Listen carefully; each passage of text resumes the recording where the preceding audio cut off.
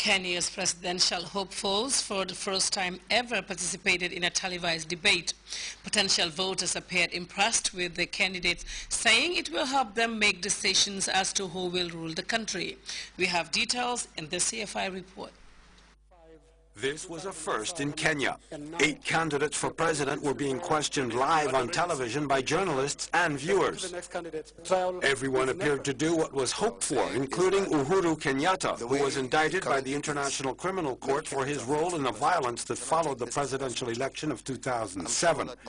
Questioned about his ability to govern while awaiting a trial, he answered. The people of Kenya, they know full well the issues that I am confronted with. If they so choose to elect me, it means they have confidence in my ability to discharge my duties as president while still handling the case. He was generally polite, though there were a few tense moments. And the debate, followed on television, internet, and on Twitter, was a success.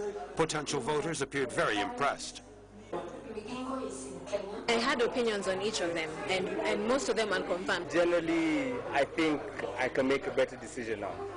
The first round of voting is on March 4th, though it seems that some European diplomats have been their favorites already. Some were very critical of 2 candidates closely followed by the International Criminal Court. The Kenyan foreign minister had tough words for the Europeans.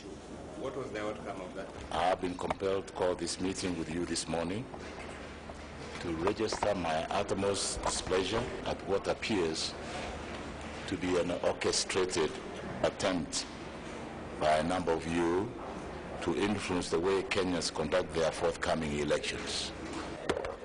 As proper diplomats, the Europeans denied interfering in the campaign, but they did remind the Kenyans that whoever is elected president must work with the International Court. On Tuesday, North Korea carried out a nuclear test to the dismay of the international community. This is the 3rd time the country is embarking on such action, and according to the South Korean leader, the action is provocative. The UN Security Council has called an emergency meeting to discuss the issue. CNN's Matthew Chance reports. Kim Jong-un appears to have an increasingly dangerous taste in publicity stunts. On North Korea's state television, he's shown overseeing the country's December rocket launch and being applauded wildly after its success. This latest nuclear test may bolster that image as a hard-line military commander. Analysts say that's a conscious effort by the regime in Pyongyang to cast this young, untested leader in the image of his predecessors, his father and grandfather. It's a very paternalistic, right? I mean, leadership. It's always been that. Kim Il-sung was the father of the people. Kim Jong-il was the father of people. And believe it or not, the guy is only 28 and 29 years old, but he's also the father of the people. So, you know, when you see all the generals who are in their 70s, with the way they behave in front of them, you know, they behave as sons and, you know, and younger people would do in front of great authority. But there is a softer side of Kim Jong-un, not seen in North Korea for decades. He's been pictured enjoying an amusement park in Pyongyang and appears regularly in public with his young wife, something his reclusive father never did. He even delivered the first televised speech by a North Korean leader since 1994, when his grandfather did it, hinting at much-needed economic reforms. It all fueled speculation. Kim Jong-un may have been prepared to open up his secretive state, but analysts say that's proved to have been wishful thinking. The picture of this figure is far from complete. We know that he went to school in Switzerland as a young boy. We know that he was not groomed for this leadership since a very long time ago. It has only been in very recent years and under rather murky circumstances under which he was suddenly thrust into this role, it seems to us. He's very young. He doesn't have any experience. He has absolutely no political base. So it seems to me that the power base is still very much unsecured.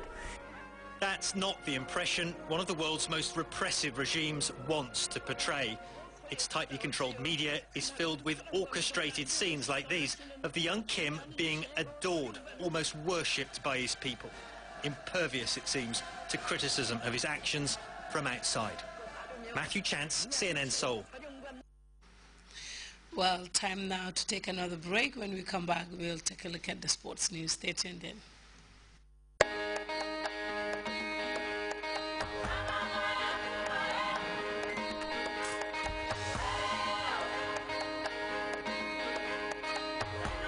At Ecobank, we see a great future.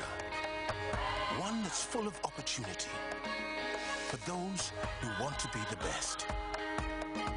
With over 1,000 branches of a single bank across 33 African countries. It's a future where trade can flourish without boundaries. The future is breathtaking, with enormous cross-border investments helping business and government build new infrastructure, while individuals achieve their ambitions right across Africa. The future is Pan-African, and Ecobank is the Pan-African bank. Welcome back. Time now to join Fatou Jasseh for the sports news. Fatou. Thank you very much, Fatou Kamara. A team of lecturers from the University of Middlesex are in the country to help Gambian youths in skills training. Babakar Senghor reports the arrival of the team from the UK has been hailed by officials of the Ministry of Youth and Sports. Receiving the Friends of the Gambia from Middlesex University at Banjul International Airport, the Executive Secretary, National Sports Council, Mamadou Max Diallo, said he was delighted to welcome the guest on behalf of the Youth and Sports Ministry, adding his office is committed to nurturing the partnership geared towards building the capacity of Gambians in the different sporting domains. I'm very much impressed, and I welcome Jackie, Thank you. Dr. Jackie, and all the team from Middlesex University. We've been looking for their coming in a very, very great impassion. And on behalf of the Minister of Youth and Sports and all the Ministry and the National Sports Council, and indeed the Kanilai group is here, the Saraba is here, and we have co-hosts of people who have come to welcome you people. But then I must assure you that this trip this time, it will be one of the best because there are a series of programs that are lined. And then we are going to have a sports leadership program. We'll be going to Kanilai, we'll be going to Jara Sankuya, and then, you know, a host of programs will be organized for these important people. The team leader and coordinator, Dr. Jackie Jeffrey, who is a senior lecturer at Middlesex University and a frequent visitor to the Gambia, said she is proud to invest her time and arm the youth of the country with skills, adding it is her contribution to the development of what she called a friendly nation. Well, I've been trying to get this program started since 2008. It's been a struggle, but the group have been here maybe 3 or 4 times, and this is the first time we've brought such a large group, and we're hoping that this is the beginning of bigger things. The Middlesex University team leader also explained how the relationship between her university and the National Sports Council will benefit both sides. And we've brought 27 students to the Gambia to do a range of projects in partnership with the Ministry of Youth and Sports and a project called Saraba Island. For a partnership. Fatou, that's all in sports. Back to you. Well, thank you very much, Fatou. Before we go, reminder of headlines. Vice President Jai Saidi has met Action Aid officials to discuss the non-governmental organization's transition from a country program to a national NGO. Kenya's presidential hopefuls have held their first ever televised presidential debate ahead of the crucial March presidential elections. An aircraft crash has left 11 Guinean military officials traveling to Liberia dead, 65 kilometers from Monrovia's airport. And world leaders have expressed dismay over North Korea's nuclear test, describing Pyongyang's move as provocative. And that brings us to the end of the news. Thank you very much for your time. Inshallah, we'll be back at 2200 hours with more news. That's all, Fatou.